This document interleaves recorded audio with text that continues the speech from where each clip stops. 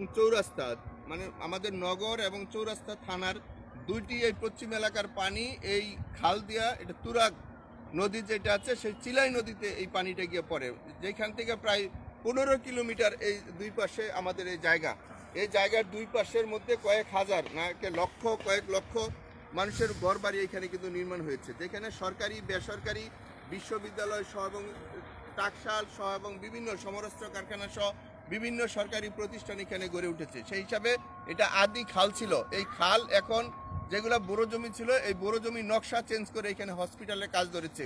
হসপিটালও আমাদের দরকার, আমাদের খালও দরকার।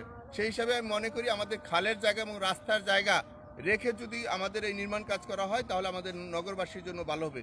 না হয় আমাদের এই দুইটি থানার মধ্যে বন্যা হবে, কারণ আগামী বৈশাখ মাসের পর থেকে যখন পানিগুলা আটকে যাবে তখন কিন্তু এই এলাকার মানুষ বন্যার মধ্যে পড়বে, কারণ দুই সাইডে যদি বিল্ডিং 10তলা বিল্ডিং নির্মাণ হয়ে যায়, হসপিটাল নির্মাণ হয়ে যায়, তখন কিন্তু এখানে পানি সরানোর কোনো পথ থাকবে না।